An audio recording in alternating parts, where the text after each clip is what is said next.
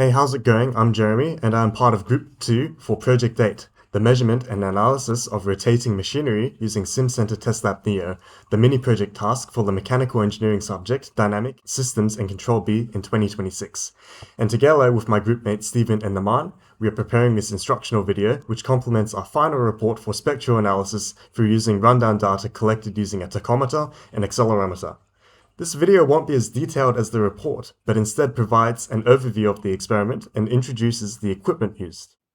This video will be divided into three main sections. First, hardware setup, second, software setup and data collection, and finally, the post-processing of data. First, talking about hardware. The following displays the basic equipment used in the experiment collecting rundown tachometer and accelerometer data using Siemens Simcenter SCADAS hardware. This image is an annotation of the previous but labels key pieces of hardware. Note that this excludes cabling required. The fan shown here is an intentionally damaged industrial fan, creating a mechanical unbalance and vibration. The fan is turned on using the switches at the back, which also pertain to different speeds. It is recommended, however, that the fan is turned on and off at the power socket to prevent interference with the measurements caused by touching the fan switches. The tachometer in this experiment was mounted on a stable tripod. The user should be mindful of the technical specs of the tachometer, such as the expected output readings, optimal mounting distance, recommended angles for measuring at different speeds, reflective surfaces needed, required signal conditioning, and cable conditions such as the bend radius. A relatively small accelerometer was used in this experiment. This was a variable capacitance MEMS accelerometer and required signal conditioning of external power, which in this experiment was provided by a bespoke power supply from UTS. However, not all accelerometers are the same, and some may use different or not require external signal conditioning at all. The accelerometer was attached using synthetic beeswax. Some accelerometers can also be mounted using screws, or different methods. To protect the accelerometer from unintentional dismounting, it is recommended that foam or other soft materials be placed immediately underneath it. Overall, we tested 3 different types of SCADAS devices. Their frame model numbers can be seen on screen. Each of the devices contained different controller cards and data acquisition cards, meaning that the number and types of channels suitable for data acquisition may differ between devices. Additionally, each of the devices used different cable types. As such, it is important to be mindful that the SCADAS device chosen may be suited for different problems. Additionally, the performance of each may differ, as our group had found through SCADAS-dependent battery life and signal conditioning performance. Finally, we need to connect the SCADAS stack to a laptop with complementary Siemens Simcenter Testlab Neo software installed on it. While each SCADAS device is different, each shares an Ethernet cable which should be connected by the computer's Ethernet cable or adapter. To use Siemens software, it is crucial to be connected to the internet for licensing. This was a problem for some laptops, thus necessitated the use of an additional Ethernet cable for wired internet connection. So today we're going to be doing the Testlab Neo setup for time data acquisition and vibration analysis of the rotary machinery, which is a desktop fan today. So here on Testlab Neo, I've opened the Simcenter Testlab time data acquisition workspace, where I can see all those processes, including instrumentation, calibration, measure, and processing. So here I'm going to double click on channels, and I've set up my 2 inputs, which are the accelerometer set up on channel 1 and my tachometer set up on the tacho RPM 1 here. So we've been over the physical setup, and then I've just named those 2 points as accelerometer and tacho 1 so that it will be easier for me to locate them. For accelerometer, the condition is ICP. I'm measuring acceleration, coupling is AC, connection is single-ended, and we've also determined the sensitivity of our accelerometer, which is 290 millivolts per G. In terms of the sample rate, we set it up as low with a sample rate of 12,800 Hertz. Now moving on to the tachometer. As said before, it is connected to channel 1. Our conditioning is tacho analog ICP. With a DC coupling, the connection is single-ended, and we are also sampling at a rate of 12,800 Hertz. So now we're going to move to the tacho setup. So here I've got my channel set, just make sure that I tick on the select button. And the most important part in our case is to set the pulse detection level. So our tackle returns pulses from 0 to about 17.3 volts, which means that we want to set the pulse detection level, which is the trigger level, somewhere between the lowest and the highest level of our pulse. So which is the reason why we set it at this level. So now we've been running the fan at the first speed. Now I'm going to arm a tackle. And what I can see here is the display of our pulse train with the voltage output. And right below, we've got our RPM output. So for the first speed, we can see that we're having a really clear pulse train display and an RPM output ranging between 12,091 to 1,294 RPM. So if we try to increase it to speed 2, obviously we can see that the number of pulse train increases and our speed also jumps up to 1388 RPM. So now I can disarm a tackle and turn on the fan. So this step was allowing us to set up our tackle and to verify that the SCADA is getting the correct input and the correct calibration as well. So now we're going to be moving to measure. Measure is the window where we can track real life data from our SCADA. So as mentioned before, we've got the tackle setup and the accelerometer. In terms of monitoring, here we've got our sample array for both channels, and then I've dragged in spectrum map and spectrum average, which are displayed here in the main screen. Right. On the side here, we can also see what we call a pivot table, which allows us to select what output we want depending on which channel. So this is accelerometer auto power showing us the two spectrum map and spectrum average. And we can do also the same for the tackle. We can have a look at the display according to time, and then we can have an overlook of both channels. So now moving on to processing. Here, the processing tab allows us to drag in what tools we want to be able to display once Testlab Neo is collecting data. So in order to be able to access that tab, the really important thing is to load two add-ins, being Process Designer here and Signature Analysis.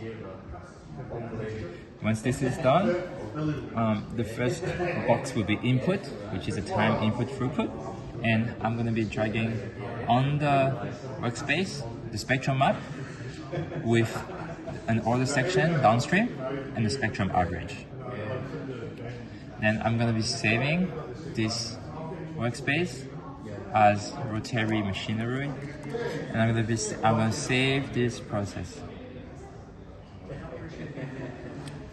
Now the last step to set up Testlab Neo before starting recording data is to go back to measure and having a look at our control parameters. So here, I'm going to first going all the way to the bottom in processing, and I'm going to select my process name. So the process will be the one that we just saved, rotary machinery vibration analysis, and I'm going to take automatic process after measurement and auto accept. Now, in this case, we are running a rundown measurement. So we're gonna try to have a trigger type related to the RPM, which is the input of our tackle. So I'm gonna try to make the recording start when the RPM crosses a specific RPM value, and stop also when it reaches a value that is close to 0. So here in trigger type, I'm going to select channel.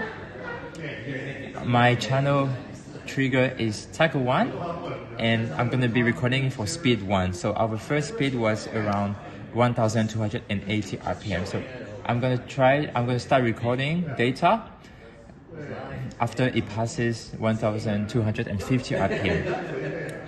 I select down, choosing to run down. My trigger hysteresis value is 0. I will have a pre-start time of 5 seconds, which is right before I start. I press start. And I'm gonna be setting up the same for the stop trigger time. So trigger type is channel is cycle 1, and my trigger level will be 50 RPM since I'm more interested in the middle part of the measured data. Trigger mode is also down, hysteresis value is 0, and I will have a pause stop time of 5 seconds, which is the time that elapses after the measurement is stopped. So once I have all this, I can go back to my active run here and open my different views using the pivot table. Now, once I will press on, I will be able to see whatever happening within my setup with the accelerometer and my tackle. So now, as you can see, it is waiting for the trigger speed to start, and Testlab Neo will automatically start recording and stop recording data using the control parameters that we just set. So that is it for setting up a rotary machinery vibration analysis setup using Siemens Simcenter Testlab Neo. So here for our rundown testing, we start with the fan speed on, and when I hit the start button, I will also hit the stop button on the fan at the same time. So the speed will start decreasing rapidly, and once it crosses the start trigger, the system will start acquiring data. Similarly, when it crosses the lower boundary of the stop trigger, which is 10 RPM, the system will close the measurement, arm all the processes, and start processing our data for the next step. The processes for our time data acquisition of a rotary machinery system using Testlab Neo. We've performed a rundown test starting from speed 3. So we've set our control parameter to match our trigger levels for speed number 3. So the trigger started at 1360 RPM and stopped at 0 RPM. After collecting the data, Testlab Neo was able to process the different graphs that we've asked it to obtain. And then here we're having a look at the color map. So this is the raw color map that is being produced by Testlab Neo. And so the first thing that we're going to be doing is change the axis to the tackle axis, which gives us an RPM against frequency in hertz.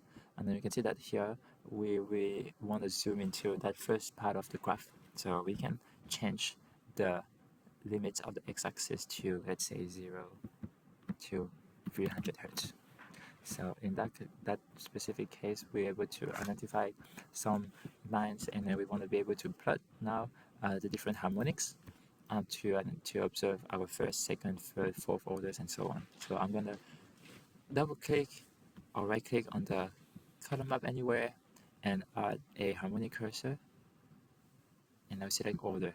So here I will have my different orders. I will also double click on the first one and move it to order number 1. Now, by doing that, the first line represents my first order, second is the second line, and it keeps moving, so on, etc., until order number 21. But we're really interested in those couple of first orders. Well, now the next step for us is to try to visualize the resonant frequencies of our system.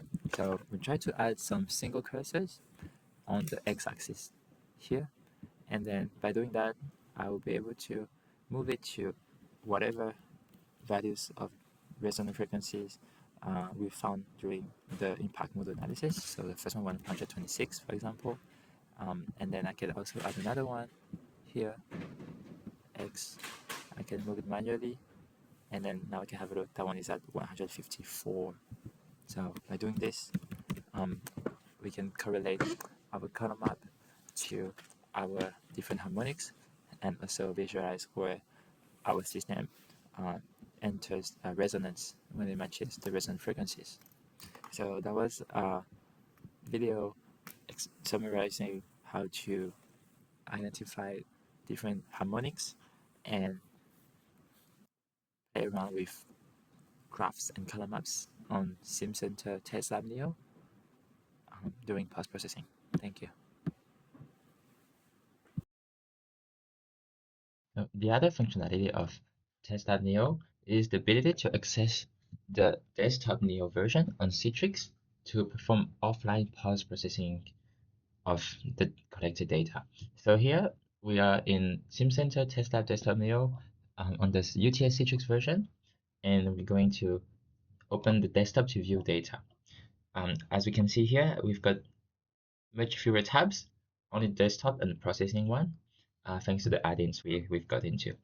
So while opening the same workspace that we had on the live setup, we're able to identify all the runs we've performed, and we're going to have a look at rundown speed 3, the second one. So here we can identify all the signature analysis elements that we're performing using this Scalars during the lab. We can have a look at the spectral average and our spectral map as well. So the spectral map was acquired using the processing tools that are still here, still present. And there's also a way for us to add more components in case we want to still do some offline post-processing. So here all the parameters were preserved from the original workspace. And what we can do is also do some graph analysis on the color maps. So I can obviously change the channel to tackle, adjust my frequency limit, and then also try to extract some of the harmonic orders that we have. And here we can see as well that we can identify all our structure frequencies that matches our order spectra. Now the second really interesting function on Desktop Neo is the ability to generate waterfall plots. To generate the waterfall plot, in the display menu, click New and then Waterfall Plot. In the spectral map folder, you are able to view the acceleration at an individual time period. You can also view multiple time periods by selecting one and dragging your mouse down to select however long of a period you want to show the waterfall plot for. Depending on how you want to interpret the data gathered from the experiment, it is recommended to view multiple time periods to get a better understanding of speed changes, shifting resonances, and other vibrational behaviors.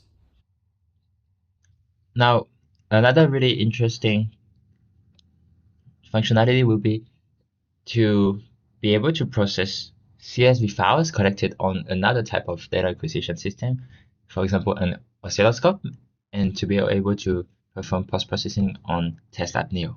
So here what we've got is two of our data sets acquired with the oscilloscope. Setup 7.2 is our taco signal, and setup 7.1 is our accelerometer signal. So what I've done is I have extracted two Excel format files from Testlab Neo, which contains all the different setup. This is really important to preserve the integrity of Testlab Neo format, but here we'll be able to edit those sections as well. And I've done the same here for another one representing the taco values. So going to one of the run and opening the throughput.